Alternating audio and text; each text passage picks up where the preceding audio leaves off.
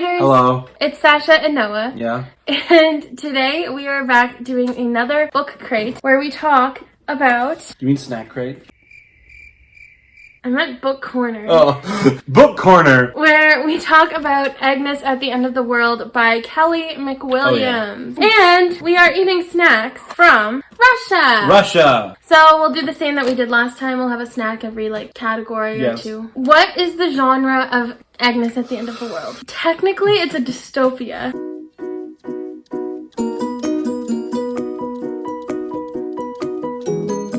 That's what it is on Goodreads. Oh, it is dystopian with fantasy elements. That's true. What is this book about? This book is about a girl named Agnes. Should I do this so you don't spoil anything? I won't spoil anything. I don't believe you, but okay. Agnes at the End of the World is about a girl born into a cult, and things happen, and she has to leave her home, and it turns out that she's not who she thought she was, and she has a greater purpose than she could have ever hoped. Cool. That's a great way of putting it. There's also a virus, and it's bad. It's a bad virus. Let's just dive into a snack. I'm not gonna look. Don't look.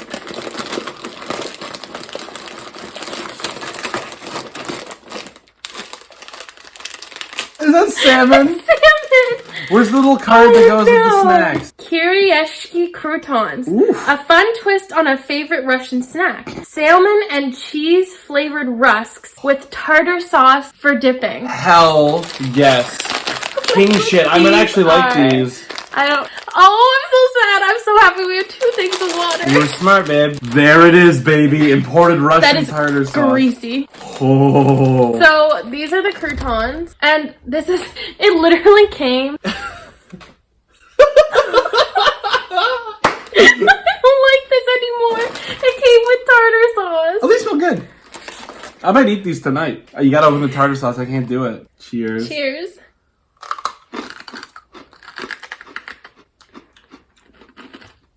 They just taste like bread. It tastes the way a bicycle store smells. Okay, that was not a good way to start this.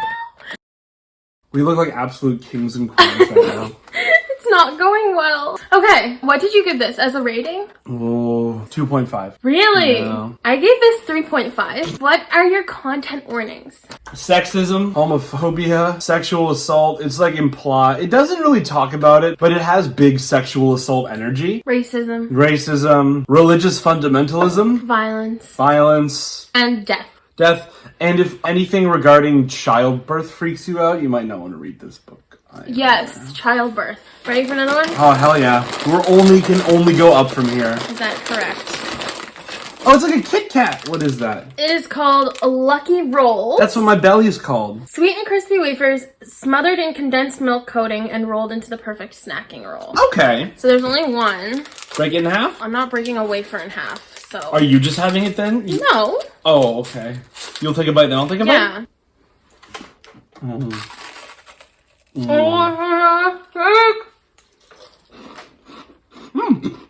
Content warning, sexual theme.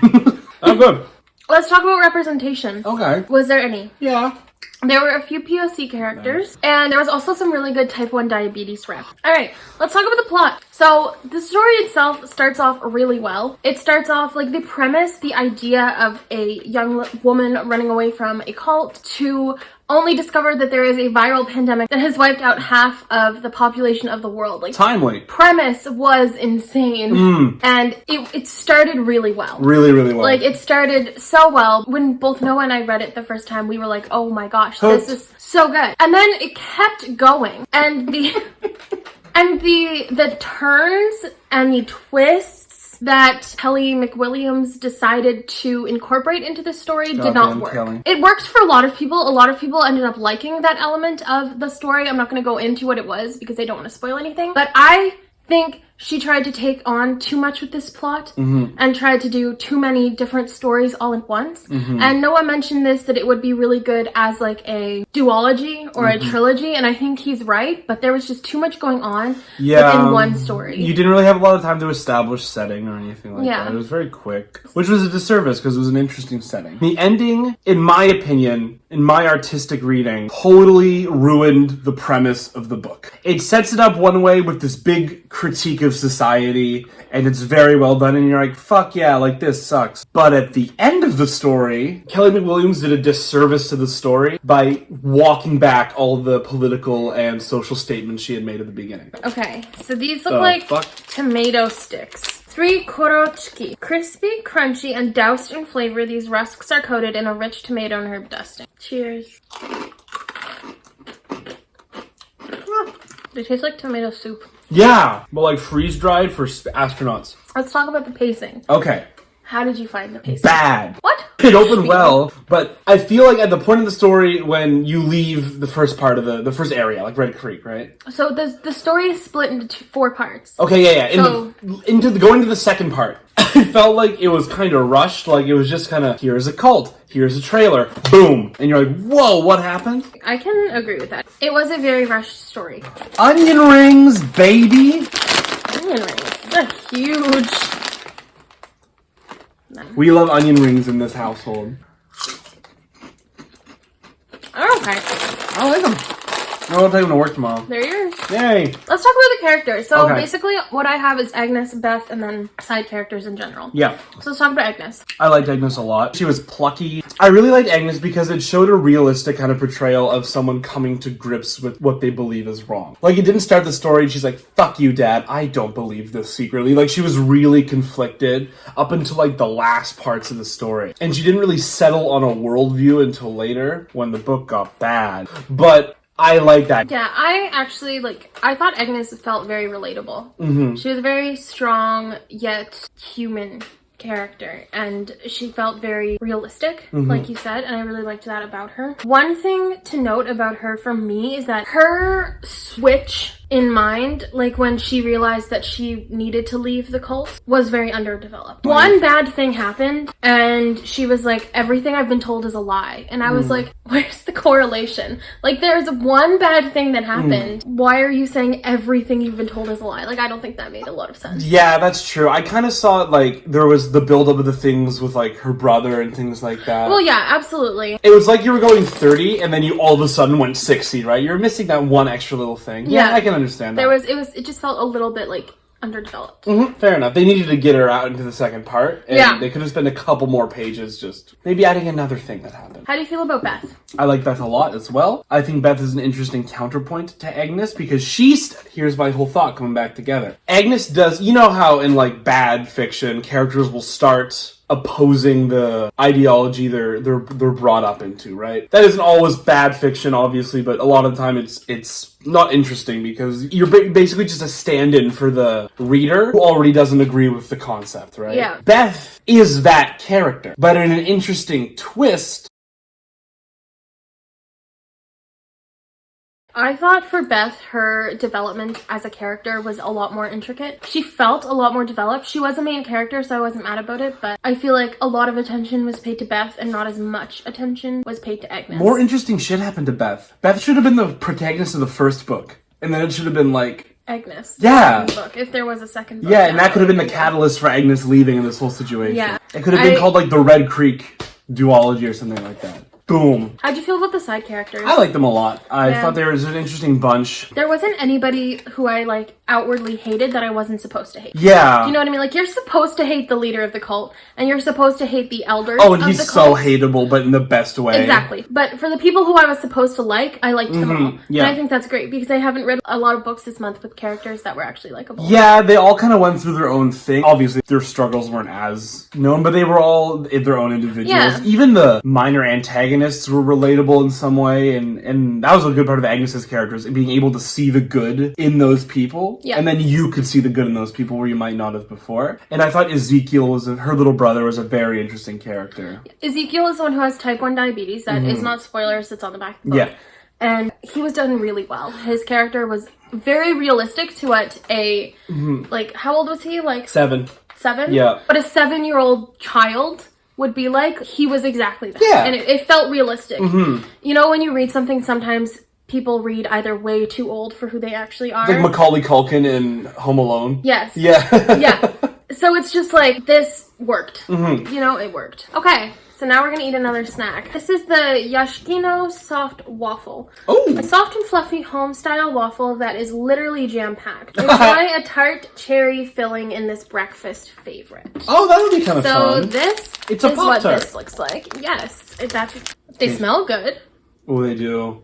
Cheers. It tastes like a Twinkie. But like staler. So let's talk about authenticity. So I read the back of the book. I can talk a little bit better about this. A good chunk of the synopsis is correct. However, there is one sentence that says, and there is a strange connection between Agnes and the virus. And that severely downplays the situation that happens in the second half of the book. So that was kind of annoying because that is where the fantastical element comes in, and it was just a little frustrating because you wouldn't think after reading that one sentence that it was going to have anything to do with fantasy. No. In fact, I completely disregarded that sentence. So, unfortunately, the back of the book is great in the terms of like, yes, this is about a boy who really needs medicine. So his sister goes out and gets it, realizes there's a viral plague. However, there is so much more that isn't explored in that synopsis. So I feel like it could either really, really surprise people in the best way or the worst way. Like it did for us. And it wasn't the worst way for me. It just annoyed me. But for you, it was I not. thought it was so disappointing. Yeah. So that is what I have to say about authenticity. Go into this understanding that there is going to be a very different element than what you might think. So we'll eat another snack. Oh. Basker Wheel. Light and fluffy pancake with a surprise raspberry jam seeping out with every bite. So it's not a surprise. Such an unsexy word. Oh, it's very moist. Look, it's so cute. It's like a little pancake. Cheers. Yeah. So. That's good. No, it was really good. That's what I've been waiting for. Alright, let's talk about the world. How do you think the world was set up? I think it was fine. The world was like the least important aspect of the story.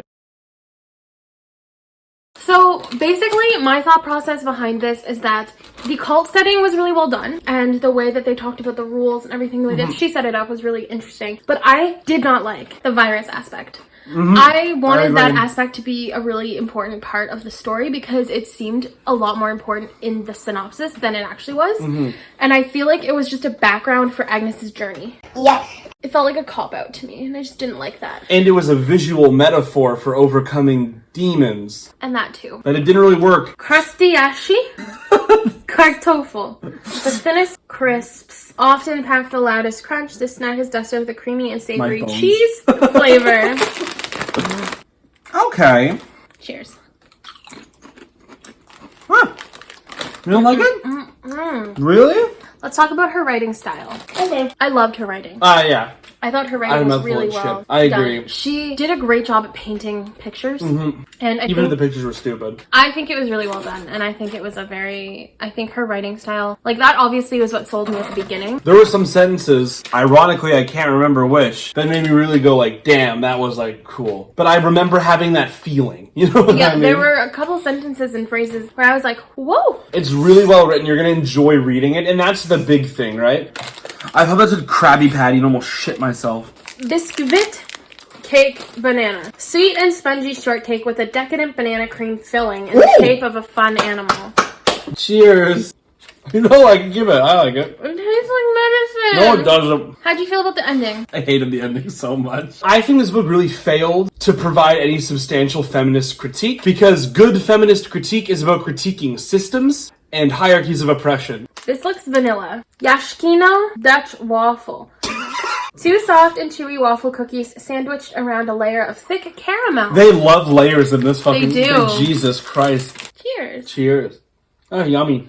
Do you have anything else you'd like to say about this? You know what I did like? Yeah, let's focus on that. Because Yeah, this was a fun thing. Each chapter starts with a quote. In the beginning, there were quotes from the prophet, and just from the prophet. Then in the middle, as Agnes was kind of doubting, they were just from the Bible, as she was like interpreting those words through her own lens, and then they were her words at the end. I like that. There was a good attention to detail. The last thing I really want to say is that I do still recommend this book. I do too. Even though it wasn't necessarily working for Noah specifically, and also a little bit for me, I think that it is a really good take on a very washed out dystopian genre. Yeah. Because a lot of dystopians are just like, it's the end of the world, there's a virus, and that's really it. Mm-hmm. Well, I think it's also a very introspective story. Like, everything is just set dressing for which to examine the prism of faith, and if it had stuck to that, it might have been really good.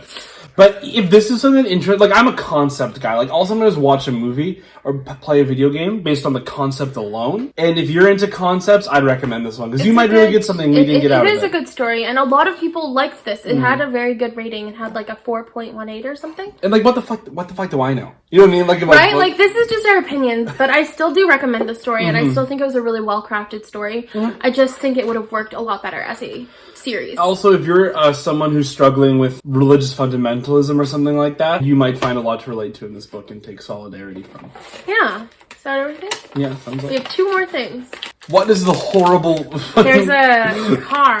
It looks like it's from Bob the Builder. And a helicopter. And these are Croot Fruit jelly candy. That sounds like an IKEA kitchen item. These exotic gummy candies are made with real fruit juices and feature unique flavors like pomegranate, raspberry, peach, pear, apple, and passion fruit. Damn, that's actually cool. Yeah, that actually sounds good. I want this pink one, actually. That's what I have. Ooh, then we can actually compare it. Cheers. Cheers. Yeah, those are nice. Those are good. I'm having those. They're refreshing. The last thing is a chocolate bar. It's a terrifying baby's face on it. This face on it. I want to get that tattooed on my lower back. This is a Alyonka chocolate, named after the daughter of the first woman in space. That's pretty cool. Ooh, that's probably Soviet who rep, this is. baby. Cheers. I love chocolate. I wanted to say that for the end. I saw it on this accidentally, and I was like, I'm saving something good. Because we started with salmon. We started from the bottom. Now we're here. Started from the bottom. Much like the first woman in space. Now my whole crew's here. This is a very, a very tired, very hot, very scuffed video. Let me know in the comments below if you read this book, if you want to read this book. And again, I'm sorry this video is so chaotic. We're tired. It's a little late at night. So thank you for tuning in. Thank you. Love you. It's been swell. I love you too. And until next time, bye readers.